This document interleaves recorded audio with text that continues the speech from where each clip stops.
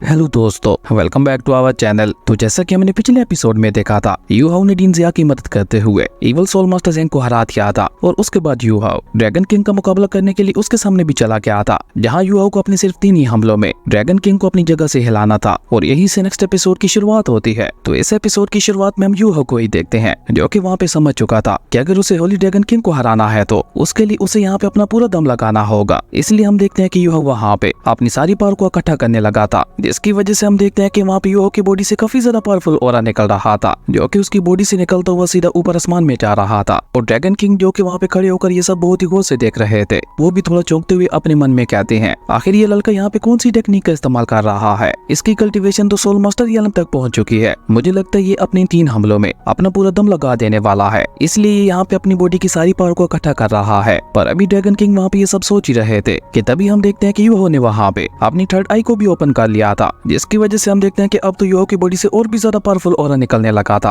और you how वहाँ पे अपनी आंखें खोलते हुए ड्रैगन किंग से कहता है, सीने तैयार हो जाइए मेरे पहले हमले के लिए। और ये कहकर यू हाउ वहाँ पे अपनी golden dragon supreme palm technique का इस्तेमाल करते हुए एक बहुत बड़ी स्पिरिचुअल पंच को क्रिएट करते हुए उसकी मदद से वहाँ पे ड्रैगन किंग के ऊपर अटैक कर दिया था। जो कि जैसे ही वहाँ पे ड्रैगन किंग के पास आता है तो ड्रैगन किंग ने वहाँ पे उससे बचने के लिए अपने चारों तरफ एक प्रोटेक्टिव बैरियर लगा लिया था। और जैसे ही उन दोनों के अटैक्स आपस में टकराते हैं तो वहाँ पे इतना ज्यादा पावरफुल ऑरा रिलीज होता है कि हम देखते हैं कि आसपास की सारी जगह ही वहाँ पे हिलने लगी थी। इवन डीन जिया और मास्टर यान तो वहाँ पे खिसकते हुए थोड़ा पीछे भी चले गए थे, जबकि अपने इस पावरफुल अटैक के साथ यू हाउ भी वहाँ पे खिसकते हुए काफी पीछे चला गया था। जो देखकर ड्रैगन किंग वहाँ पे यू हाउ के अटैक की तारीफ करते हुए उससे कहते हैं कि बहुत अच्छे, तुम्हारा ये अटैक वाकई काफी ज्यादा अच्छा था। तो इसका मतलब है कि ब्रदर मून ने मरने से पहले अपने कुछ अटैक तो तुम्हें सिखा ही दिए थे, पर बच्चे अब तुम्हारे पास बस 2 ही और मौके हैं। होली ड्रैगन किंग की ये बात सुनकर हम देखते हैं कि यू हाउ ने भी वहाँ पे और ज्यादा देर ना करते हुए अपने दूसरे अटैक के लिए लिटिल स्नो क्वीन के सोल को वहाँ पे बाहर निकाल लिया था और उसके साथ वहाँ पे अपने पास को मर्ज करते हुए एक बहुत ही ज्यादा पावरफुल आइस एक्सट्रीम वाला अटैक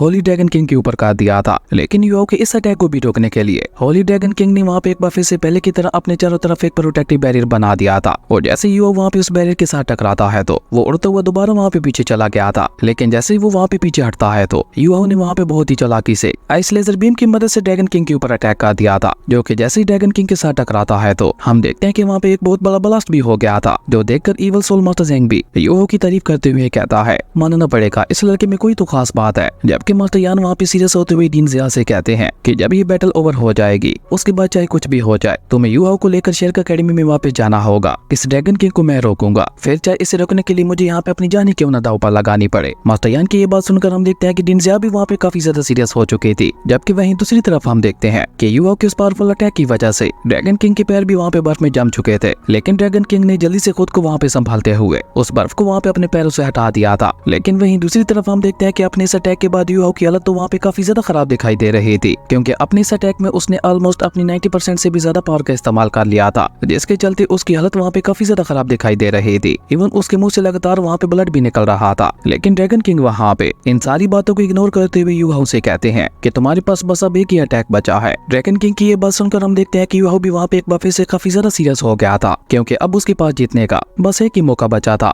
इसलिए हम देखते हैं कि यू हाउ वहाँ पे एक बार फिर से लिटिल स्नो क्वीन के साथ अपने पास को मर्ज करते हुए उसकी सोल रिंग को वहाँ पे बाहर निकाल लेता है। और जैसे ही उसकी सोल रिंग बाहर आती है तो उसके साथ ही हम देखते हैं कि यू हाउ के बालों का कलर भी वहाँ पे चेंज हो चुका था। और यू हाउ यहाँ पे पहले ये दूसरी सोल रिंग का इस्तेमाल नहीं करता, बल्कि वो यहाँ पे डायरेक्ट तीसरी सोल रिंग के अटैक की तैयारी कर रहा था, जिसके चलते हम देखते हैं कि यू हाउ ने वहाँ पे अपनी आइस एक्सट्रीम वाली सोड को भी बाहर निकाल लिया था, जिसकी पावर को महसूस करके इवल सोल मास्टर ज़ेंग के साथ साथ डीन जिया और मास्टर यान भी काफी ज्यादा हैरान दिखाई दे रहे थे। पर यू हाउ ने वहाँ पे और ज्यादा देर ना करते हुए जल्दी से अपनी आइस एम्परर सोड की मदद से अपना पूरा दम लगाते हुए वहाँ पे होली ड्रैगन किंग के ऊपर अटैक कर दिया था, जो कि इतना ज्यादा पावरफुल था कि हम देखते हैं कि वो अपने रास्ते में आने वाली हर एक चीज को तबाह करता हुआ सीधा वहाँ पे होली ड्रैगन किंग की तरफ आगे बढ़ रहा था। जिसे देखकर तो एक पल के लिए ड्रैगन किंग भी वहाँ पे घबरा चुके थे, पर उन्होंने जल्दी से वहाँ पे खुद को संभालते हुए अपना हाथ आगे बढ़ाकर यू हाउ की सोड को वहाँ पे पकड़ लिया था। पर इस सब में हम देखते हैं कि ड्रैगन किंग को वहाँ पे काफी ज्यादा परेशानी का सामना करना पड़ रहा था। लेकिन यू हाउ वहाँ पे भी नहीं रुकता और उसने वहाँ पे लिटिल स्नो क्वीन के साथ मिलते हुए अपने उस अटैक की पावर को और भी ज्यादा बढ़ा दिया था। हालांकि इस सब में हम देखते हैं कि लगातार वहाँ पे यू हाउ के मुंह से ब्लड भी निकल रहा था। लेकिन यू हाउ वहाँ पे सबकी परवाह ना करते हुए ड्रैगन किंग को हराने के लिए अपना पूरा दम लगा रहा था। और यू हाउ की इस अटैक के बाद तो हम देखते हैं कि होली ड्रैगन किंग भी वहाँ पे खिसकते हुए पीछे जाने लगा था। और एक टाइम पे तो आके यू हाउ की पावर इतनी ज्यादा बढ़ चुकी थी कि होली ड्रैगन किंग खिसकते हुए वहाँ पे बिल्कुल एंड पे आ चुके थे। इसलिए अब की बार मजबूरन उन्हें वहाँ पे यू हाउ के इस अटैक को रोकने के लिए अपनी पावर का इस्तेमाल करना पड़ा था, जहाँ वो अपनी ब्लैक ड्रैगन की पावर का इस्तेमाल करते हुए यू हाउ की उस आइस एम्बरर सोड को ही डिस्ट्रॉय डिस्ट्रॉय करने लगे थे, जो कि उनके लिए भी इतना ज्यादा इजी नहीं था। पर क्योंकि वो एक सुप्रीम डोलू मास्टर थे तो इसलिए उन्होंने किसी तरह से वहाँ पे अपने ब्लैक ड्रैगन का इस्तेमाल करते हुए यूहाओ की आइसटेड एम्परर स्वॉर्ड को वहाँ पे डिस्ट्रॉय कर दिया था। जिसके साथ ही हम देखते हैं कि वहाँ पे एक बहुत बड़े ब्लास्ट के साथ यूहाओ की स्वॉर्ड वहीं पे डिस्ट्रॉय हो गई थी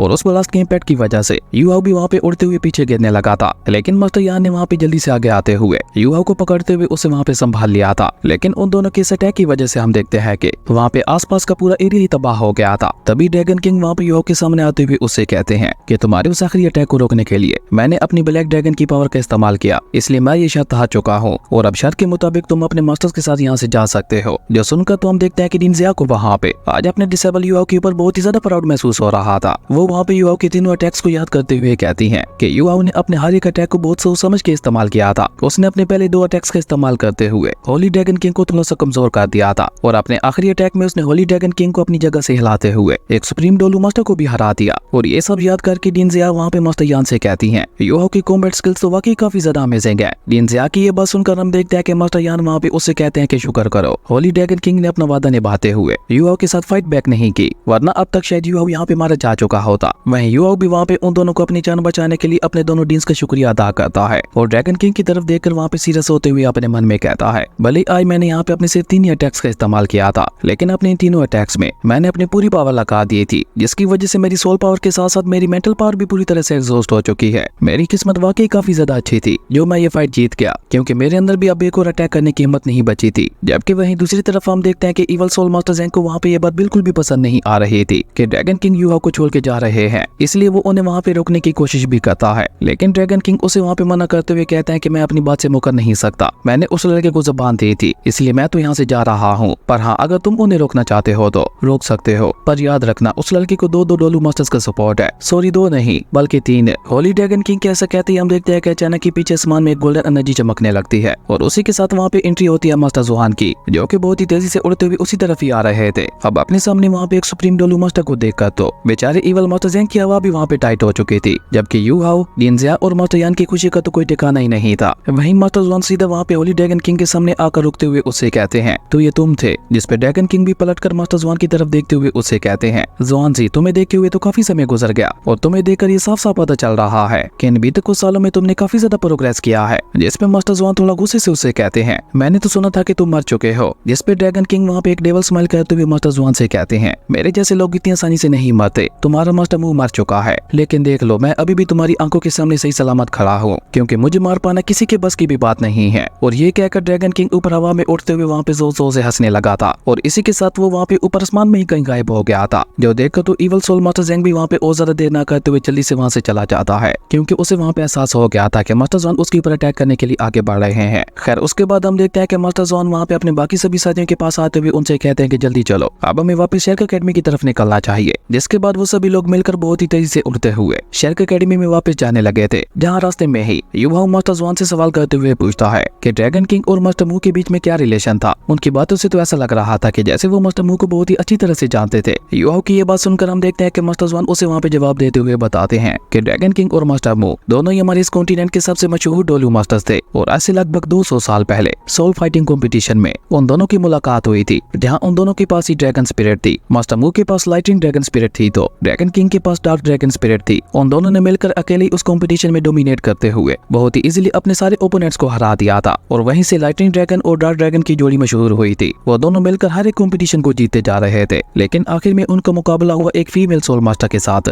जिसका नाम जी शुई था। लेकिन उस फाइट के बाद वो तीनों ही बहुत अच्छे दोस्त बन गए थे। मास्टर ज़ुआन की ये बात सुनकर हम देखते हैं कि यूहाओ उनसे कहता है क्या वो तीनों दोस्त बन गए थे। लेकिन ड्रैगन किंग की बातों से तो ऐसा लग रहा था कि जैसे वो मास्टर मू से नफरत करता है। जिसपे मास्टर ज़ुआन अपनी बात आगे बढ़ाते हुए उसे बताते हैं हाँ, क्योंकि इसका भी एक कारण है और वो कारण कोई और नहीं बल्कि वही फीमेल सोल मास्टर जी शुई ही थी। लेकिन उन तीनों के बीच हुआ क्या था ये मास्टर मू ने मुझे भी नहीं बताया था, पर उसी फीमेल सोल मास्टर की वजह से मास्टर मू और ड्रैगन किंग के बीच में एक बहुत ही खतरनाक फाइट हुई थी। उस खतरनाक फाइट के बाद मास्टर मू बहुत ही बुरी तरह से इंजर्ड हो गए थे और वो शेरक एकेडमी में वापस आ गए थे। और उस बैटल के बाद हमने यही सुना था कि ड्रैगन किंग मर गया था, पर असल में ऐसा नहीं था। ड्रैगन किंग तो 100 सालों के लिए कहीं गायब हो गया था और आज पूरे 100 सालों बाद ही मैंने उसे देखा है। मास्टर ज़ुआन की सारी बातें सुनकर हम देखते हैं कि वो वहाँ पे उनसे अगला सवाल करते हुए पूछता है तो फिर उस फीमेल सोल मास्टर का क्या हुआ था। जिसपे मास्टर ज़ुआन उसे बताते हैं कि उसे भी मैंने 100 साल पहले ही देखा था, जहाँ वो ऑलरेडी एक सुप्रीम डोलू मास्टर बन चुकी थी और हमारे पूरे डोलू कॉन्टिनेंट के अंदर कोई भी उसे टक्कर देने वाला नहीं था। पर उस फीमेल सोल मास्टर ने एक गलत रास्ता इख्तियार किया और देखते ही देखते वो एक इवल सोल मास्टर बन गई थी। मास्टर जुआन की ये बात सुनकर हम देखते हैं कि युवा को वहाँ पे एक बहुत बड़ा झटका लगता है, पर इसी के साथ वो लोग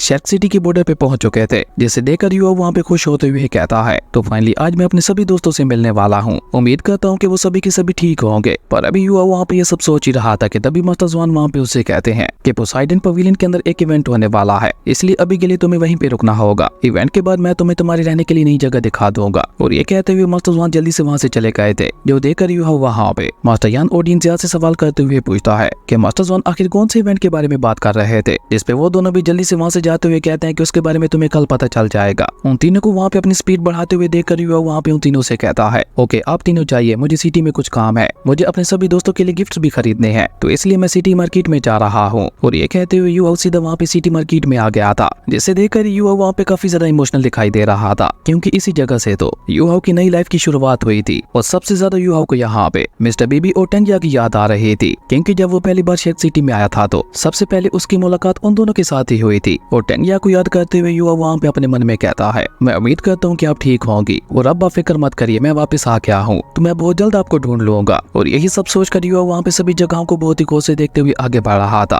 और इसी तरह वहाँ पे आगे बढ़ते बढ़ते उसकी नजर एक बहुत ही ज्यादा खूबसूरत लड़की के ऊपर पड़ती है, जिसे देखते युवा वहाँ पे उसकी खूबसूरती में खो गया था। लेकिन उस लड़की ने वहाँ पे मास्क लगा रखा था, जिसके चलते हम देखते हैं कि युवा वहाँ पे सही से उसके फेस को नहीं देख पा रहा था। और इसी बीच उस लड़की की नजर भी वहाँ पे युवा के ऊपर जाती है, लेकिन युवा को देखकर वो चुपचाप वहाँ से जाने लगती है। पर जाने से पहले पहले उसका फेस मास्क उड़ता हुआ सीधा वहाँ पे युवा के पास आ गया था, जिसे पकड़कर युवा जल्दी से उस लड़की के पीछे भागता है ताकि वो उस लड़की को उसका फेस मास्क वापस लौटा सके। पर जैसे ही वो वहाँ पे उस लड़की का पीछा करते हुए ऊपर आता है तो तब तक वो लड़की दूसरी साइड से होते हुए नीचे जा चुकी थी, जो देखकर युवा एक बार फिर से उस लड़की का पीछा करते हुए उसके पीछे भागता है। पर अब की बार उसके रास्ते में ट्रेन आ जाती है, जिसके चलते वो लड़की वहाँ पे एक बार फिर से युवा की नजरों से गायब हो चुकी थी। लेकिन उसके बावजूद भी युवा उसे वहाँ पे ढूंढने की काफी ज्यादा कोशिश करता है, लेकिन वो लड़की उसे वहाँ पे कहीं भी दिखाई नहीं देती। और जब युवा वहाँ पे थक हार कर उस मास्क को गौर से देखता है तो उसके ऊपर लिखा हुआ था वांकी। अब वांकी नाम सुनकर युवा वहाँ पे समझ गया था कि जरूर ये लड़की वांगडोंग की बहन ही होगी, क्योंकि जब युवा की वांगडोंग के साथ आखिरी बार मुलाकात हुई थी तो वांगडोंग ने उसे बोला था कि जब तुम वापस शार्क एकेडमी में आओगे तो तुम्हें मेरी बहन से मिलने का मौका जरूर मिलेगा। इसलिए युवा को भी यहाँ पे यही लग रहा था कि हो ना हो ये लड़की जरूर वांगडोंग की बहन ही होगी। इसलिए हम देखते हैं कि युवा ने वहाँ पे उस मास्क को अपने पास ही रख लिया था। और उसके बाद युवा जल्दी से वापस शार्क एकेडमी की तरफ निकल जाता है, क्योंकि वो अपने सभी दोस्तों से मिलने के लिए बहुत ही ज्यादा एक्साइटेड था। और इसी बीच हम वांकी को भी देखते हैं, जो कि वहाँ पे एक लड़की से शार्क एकेडमी में जाने का रास्ता पूछ रही थी। उसके बाद सीन चेंज होते हम युवा को देखते हैं, जो कि अपनी साइकिल से होते हुए बहुत ही तेजी से अपने हॉस्टल वाले रूम की तरफ जा रहा था। और रास्ते में उसे जो कोई भी मिल रहा था वो उन सभी को बहुत ही एक्साइटेड होते हुए हेलो बोलता जा रहा था। हालांकि उनमें से काफी सारे लोग तो युवा को जानते भी नहीं थे, पर युवा को तो वहाँ पे सबकी कोई भी परवाह नहीं थी। वो तो बस जल्द से जल्द अपने दोस्तों से मिलना चाहता था। लेकिन जब वो अपने रूम में आता है तो उसे वांगडोंग वहाँ पे कहीं भी दिखाई नहीं देता, पर उसे वहाँ पे कल के इवेंट के बारे में एक पोस्टर दिखाई देता है, जिसे लेकर युवा वहाँ पे रूम से बाहर आ गया था। और जब वो रूम से बाहर आता है तो उसकी नजर टीचर जाओ और मास्टर फेंग यू के ऊपर पड़ती है, जिन्हें देखकर युवा वहाँ पे जल्दी से उनके पास जाते हुए उनसे पूछता है कि क्या आपने वांगडोंग को कहीं देखा है, जिसपे टीचर जाओ स्माइल करते हुए युवा से कहती हैं अब वो तुम्हें कल के इवेंट के अंदर ही मिलेगा। अब टीचर जाओ की ये बात सुनकर हम देखते हैं कि युवा भी वहाँ पे थोड़ा कंफ्यूज हो गया था। उसे समझ ही नहीं आ रहा था कि आखिर ये किस तरह के इवेंट होने वाला है, जो सभी लोग इसकी ही तैयारियां कर रहे हैं, और आखिर ये किस तरह के इवेंट होने वाला है। और अभी यही सब सोचते हुए युवा वहाँ से आगे बढ़ ही रहा था कि तभी जेंशी पीछे से आकर उसे वहाँ पे पकड़ते हुए उसे बताता है कि ये एक सोशल गैदरिंग इवेंट होने वाला है, जिसमें सभी इनर डिसेबल्स पार्टिसिपेट करते हुए अपने अपने पार्टनर्स के साथ वहाँ पे जाएंगे। और सिर्फ इतना ही नहीं, उस इवेंट के अंदर हमें शार्क एकेडमी के पास के भी काफी सारे कपल्स देखने को मिलेंगे। जेंशी की ये बात सुनकर हम देखते हैं कि युवा को तो उस इवेंट के लिए सारा इंटरेस्ट ही चला गया था, और वो कुछ सोचते हुए खुद से ही कहता है कि वांगडोंग को तो ऐसे इवेंट बिल्कुल भी पसंद नहीं थे, तो फिर वो इस इवेंट में पार्टिसिपेट क्यों करने वाला है। और ये कहकर युवा वहाँ पे खुद से ही अंदाजा लगाते हुए कहता है आखिर वांगडोंग है भी तो इतना ज्यादा हैंडसम है, इसलिए किसी न किसी लड़की ने उसे मजबूर कर दिया होगा अपने साथ जाने के लिए। और यही सब सोचते सोचते हम देखते हैं कि युवा वहाँ पे पोसाइडन लेक के सामने आ गया था, जहाँ वो सोच रहा था कि आखिर कल उसे कौन कौन से सरप्राइजेस मिलने वाले हैं, क्योंकि अभी तक जेंशी के अलावा उसे अपना कोई भी दोस्त नहीं मिला था। इसी बीच हम वहाँ पे एक लड़की को भी देखते हैं, जो कि पोसाइडन लेक के सामने खड़ी हुई काफी ज्यादा उदास दिखाई दे रही थी। और तभी वहाँ पे एक और लड़की उसके पास आते हुए उससे पूछती है क्या तुम कल के इवेंट में जाने वाली हो, जिसपे वो लड़की साफ साफ मना करते हुए वहाँ से चली जाती है। और वहाँ से होते हुए उसी सैक्रिफाइस स्टोन के सामने आ गई थी, और वो लड़की वहाँ पे याओयुआन नाम के ऊपर हाथ फेरते हुए काफी ज्यादा उदास दिखाई दे रही थी। और उसके बारे में प्रे करते हुए वो लड़की वहाँ से चली जाती है। उसके बाद हमें इवेंट वाले दिन का ही सीन दिखाया जाता है, जहाँ शार्क एकेडमी को बहुत ही खूबसूरती से सजाया गया था, और सबसे ज्यादा खूबसूरत पोसाइडन लेक दिखाई दे रही थी। और इस इवेंट में आए हुए सभी लोग वहाँ पे काफी काफी ज्यादा खुश दिखाई दे रहे थे। पर युहाओ की तो अभी तक भी यहाँ पे अपने दोस्तों के साथ मुलाकात नहीं हुई थी। वो इस इवेंट में भी जेंगशी के साथ ही आया हुआ था, जहाँ पे डाई हुआ भी युहाओ को काफी गौर से देख रहा था। लेकिन कुल मिला के यहाँ पे बहुत ही शांति वाला माहौल था